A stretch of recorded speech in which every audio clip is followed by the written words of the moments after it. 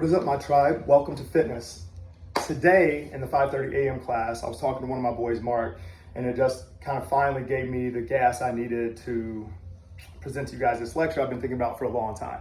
I have been in the fitness world longer than I've not been in the fitness world for 26 years. 18 of that has been CrossFit. So over the time, you start to observe some things.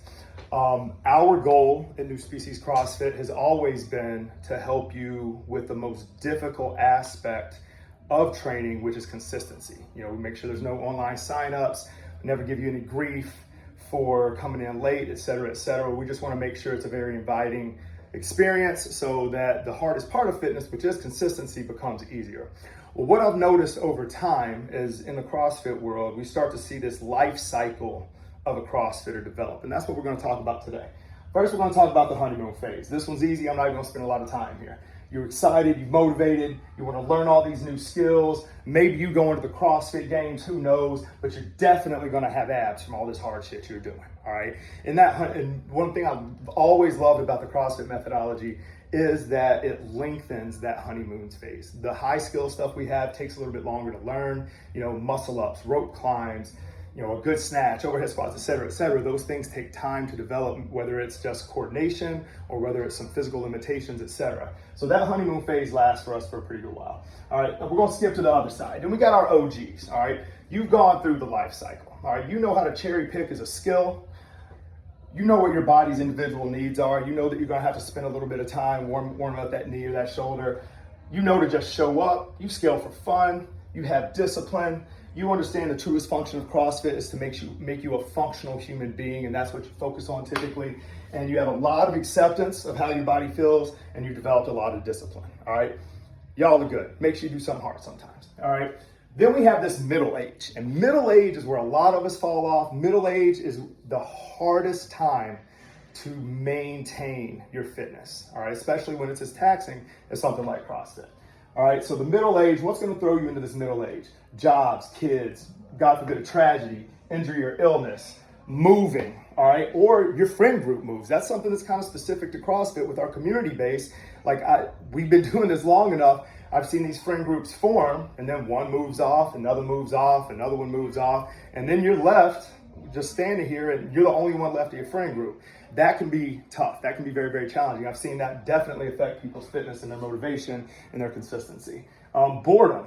You've seen all my tricks, all my 13-minute AMRAPs, all my AMRAP repeats, all my little obsession with numerology. You know I love med ball slams. You know I love D-balls over the shoulder. You know I love the high skill grunt work, but you've seen it all. You've seen all my tricks. I got Alan out here predicting what I'm going to program next Monday, next Tuesday, next Thursday, at least on the strength cycles. So it could be that.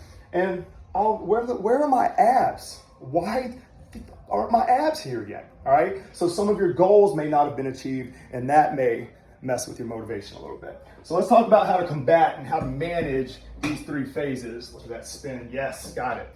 All right. Like I said, honeymooners, I'm mostly going to leave y'all alone. Keep going. Enjoy the excitement. Enjoy being new. I will say, make sure you really focus on good movement rather than just intensity. Be careful on your volume. It's real easy to get very excited and let that volume add up too quickly. CrossFit in its essence is actually a very low volume program. You can fight me on it if you do it right. Find a mobility routine. That's one of the biggest ones, man. If you can start locking in a mobility routine while you're in the honeymoon phase, baby, rock and roll. You got a lot of good things coming. You might skip right to the OG phase. All right, and then gear down sometimes. When we're new in CrossFit, bro, we want to get in here and we want to run it on gear 5. And yes, that's a one-piece reference. We want to run gear 5 all the time, all right? Ratchet it down sometimes. Let yourself have some days that might just be recovery. Make those rest days a priority. All right, the OGs, keep going. Keep doing what you're doing. Remember to do hard things sometimes. 20% of the time, get in here, show up. It might just be a 500-meter row sprint. Rock that out.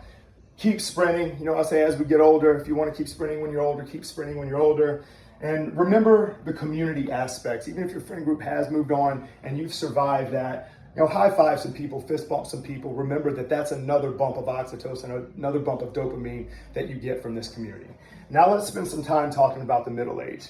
I spent my whole 30s to 40s kind of in this zone for various reasons. One being 2 messed up hips that I had to get replaced. One is developing a disciplined mindset. Coming off the honeymoon phase, dude, that motivation drops, and now we have to make it real discipline. We have to start thinking about it like brushing our teeth. It's something you just have to do every day to maintain your body.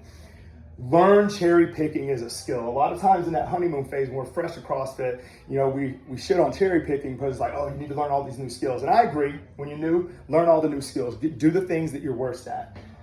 When middle age hits, a lot of times your head game is the hardest part. So sometimes cherry picking, like, you know what, I'm not gonna do that, I'm gonna go in and do this. That'll be what gets you there. And again, that's the consistency, that's the most important thing. Just show up. Even if you show up, walk on the treadmill for 5 minutes, you're gonna hear some loud music that you may love or hate, you're gonna fist bump somebody, so you're getting those mental boosts as well, all right?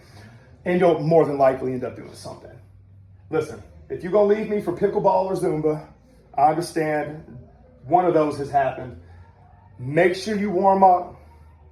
And please lift something heavy, man. You gotta, no matter what you're doing with your fitness routine, we know that the life insurance, the functional insurance is lifting consistently somewhat heavy things, if not very heavy things. So if you're out there shaking your ass in Zumba and that's what's keeping you consistent, I want you to keep rocking that shit, but also get in that weight room a little bit. As far as your friend group's leaving, I'll be your friend. Message me, what's up, what we need to do, what we need to do to get you hyped up in here. We need to throw more parties. What do we need to do to help that aspect of things if that's the major issue? Scaling appropriately, up or down. We talk about that a lot. I want you to always scale appropriately. And again, that can be up or down. Your daily minimums. This is something very, very important. I got my printer going off in here, so I'm gonna let that finish. Hold up, always some bullshit, you know what I'm saying? Anyway. All right, daily minimums. This is one that I relied on heavily to get me through some of those harder times in fitness, all right?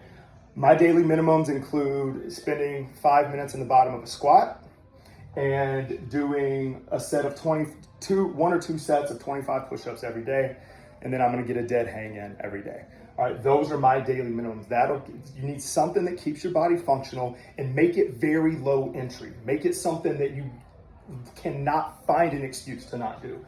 And then set new goals, all right, whatever those new goals may be. Maybe it is addressing one of the benchmark WODs. Maybe it is learning a new skill set. But maybe it's, here are my 2. I want to always be able to do a muscle up. Being able to do a muscle up is what makes me feel like a CrossFitter and like a CrossFit coach, and it's my favorite movement. It makes me feel like I'm flying. I just recently had to rehab my shoulder for 3 or 4 years to get back to that point, but that was my driving motivation to do so. My second one is I want to be able to, on command, pick up my wife and carry her up the stairs if need be.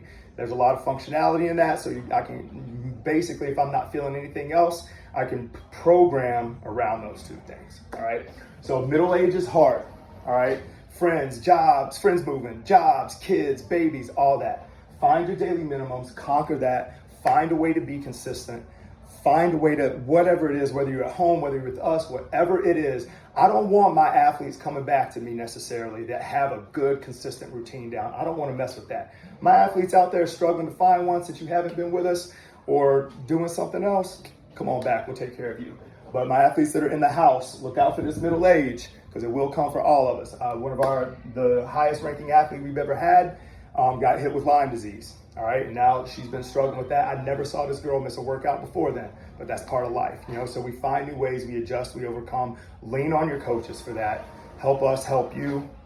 Get consistent, and as always, scale appropriately.